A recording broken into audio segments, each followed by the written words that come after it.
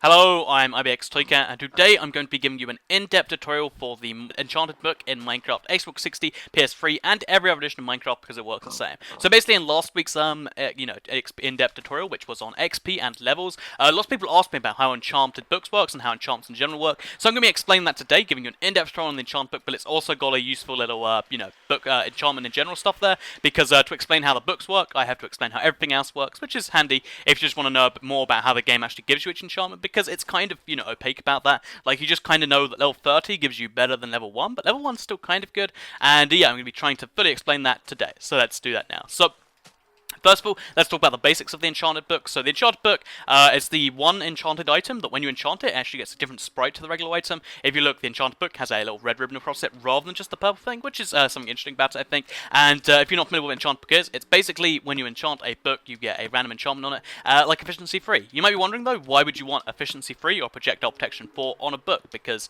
of course, books aren't the greatest items for defending yourself with or for breaking dirt and stuff. Basically, when you get an enchantment on a book, it doesn't actually apply to the book. So even though this has efficiency 3 on it, like you can see there, it doesn't actually help me punch dirt any faster than normal, because all it does is it kind of stores the enchantments. What you actually have to do with them is you put them in an anvil later, and then you combine them with something you want. So iron chest plate and projectile protection. It costs a few levels to do this, so in this case it's 6 levels. It's usually 6 or 7. It can be more if you already have lots of enchantments on there, but the basic idea is that you can use the anvil to get these enchantments later. So if you don't want something right now, but you do want something later, actually, then you can do it this way. And that's basically the idea of the Enchanted book. So now that's what most of you know about the Enchanted book. Let's go into the stuff you might not know. So basically, the Enchanted book is different to any other enchanted item, because if you enchant, a piece of armor or a sword or a pickaxe, for instance, you can only get enchantments that apply to that specific thing. So if you have a piece of armor, you can only get feather falling, or you can only get a protection or whatever. Whereas with a book, you can get any enchantment that's within the level range for it. So I could get Silk Touch, I could get Efficiency 4. I could get Unbreaking, I could get a whole bunch of things. Let's see what we got. Sharpness 4, for instance. And yeah, that's basically that's the big thing that makes them so different, because it means that if you're looking for a specific enchantment, the books are a really bad way to get it, because although, you can get some really high-level enchantments, you're going to get, high-level enchantment that might not be the one for you. So if you're looking for Sharpness 4, for instance, you might find Silk Touch first, or you might find Protection 4 first, and it's better off if you're looking for a very specific enchantment to enchant the thing that can get it. So that's just my first pro tip here. So let's explain how the enchant process works, so I can explain why the Enchanted book is actually slightly worse than other stuff, as well as, the random thing.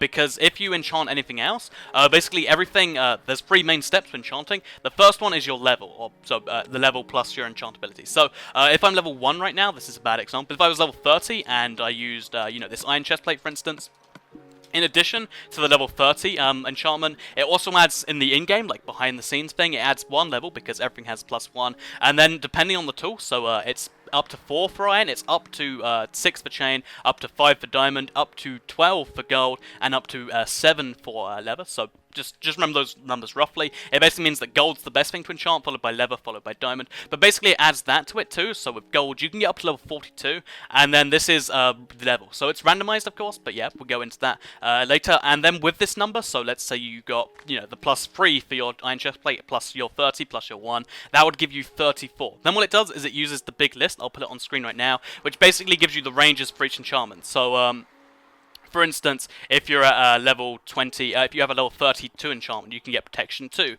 Or if you have a level 31, you can't get fire protection 2. You can only get fire protection 3, or just 3 in this case.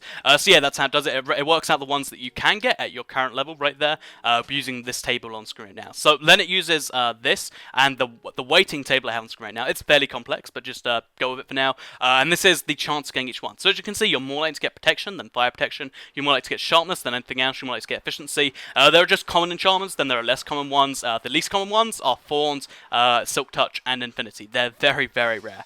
So then what it does is using this table to work out the weight, of each one. It then does a randomization thing on the inside, and then this gives you your enchantment at the end. So why are books so bad after all of that? You might be wondering.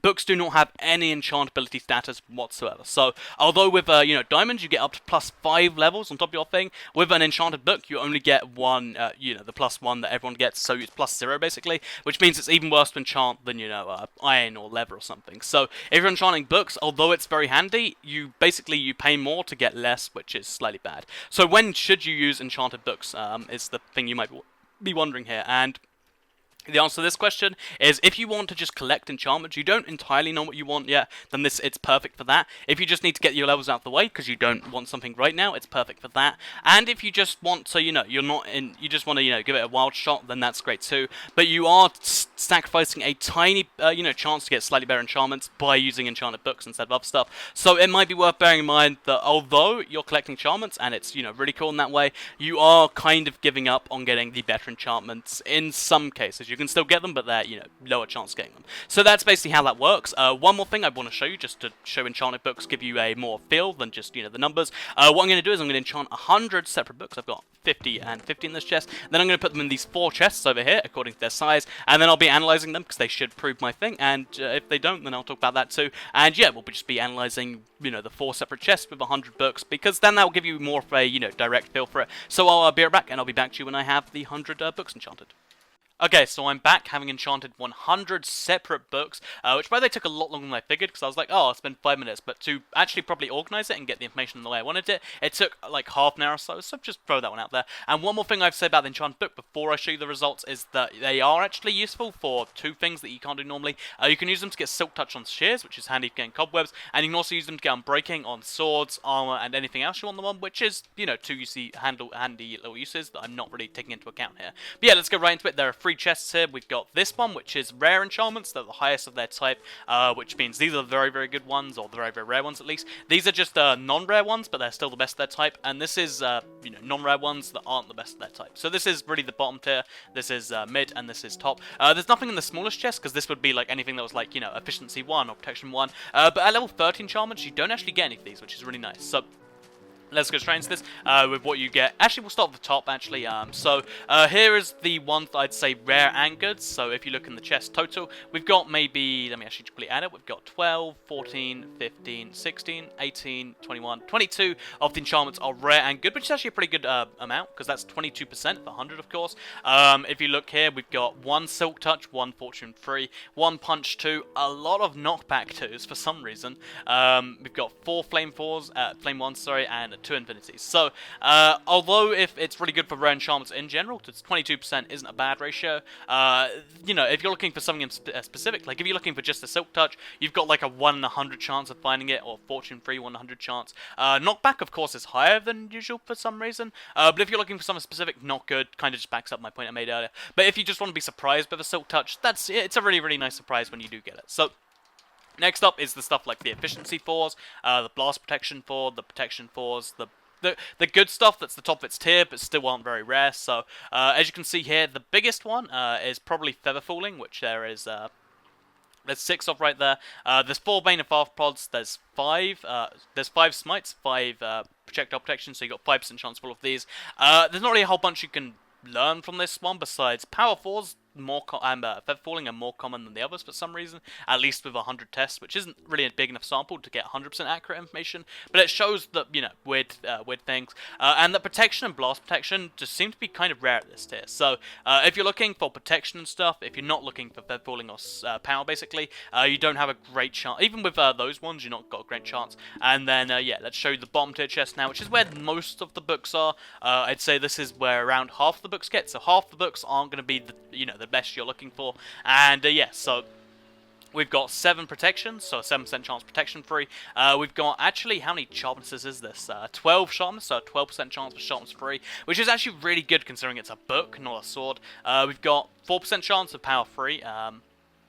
We've got how many Unbreakings? We've got 7 Unbreaking Frees, which is actually really good, because as I just said, like, Unbreaking Free is something that means you can put that on anything, and because it's kind of top tier, it means that if you put Unbreaking Free on something, then it will last for longer, and you can put that on your bow, you can put that on anything you want, and just, kind of stack enchants like that. So I think that's really useful, just the ability to get Unbreaking Free, 7% chance, while you're getting the Silk Touches and stuff. But then you get the ones like Fire Protection, which I have 8 off for some reason. Blast protection.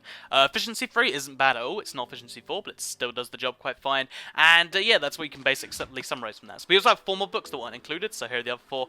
Looting 2, Fortune 2, Smite 3, and Punch 1. They're really rare to get. I've got them once so far, and they didn't really fit in 23 categories, so I just put them in my inventory. So yeah, that's what I've learned from the books. It basically confirms what I says. If you want to find the super rare enchantments, while also getting really useful ones, bear in mind, you'll get a lot of efficiency freeze, you'll get some unbreaking freeze, you'll get stuff like that. But yeah, if you're willing to put up with getting subpar, not perfect enchantments, then I'd say enchantment books are the best. And one final thing on enchanted books is that you only get 1 enchantment when you do it. So if you want to enchant lots of things onto the same thing, and you don't need them to be perfect, so if you want a pickaxe with efficiency 4, unbreaking 3, if I get that right, and something like that, then what you might want to do is you might want to just enchant the pickaxe, because to get the 2 separate books, it will take a lot longer than it will to get just the 1 perfect enchantment. At least that's how the odds work anyway, because with pickaxe, with anything but a book, you can get more than 1 enchantment. So just throwing that out there, if you can naturally get it, it's probably better to do it without books, unless you just want to collect books along the way, because I think collecting books is a really fun thing in Minecraft. But if you don't, it's still got some utility. So I hope you enjoyed my in-depth tutorial for enchanted books. If you did like it, please let me know. Hopefully it taught you more about enchanted books, how enchantments work, and all of that stuff. And hopefully you appreciate the thing that took me half an hour, just properly sorting all of this, giving you some information. And yeah, I'm gonna call it a day. So thanks for watching. Like it if you liked it. Let me know ideas for next week's tutorial, which by the way, this will be a weekly series if I haven't mentioned that already. And goodbye.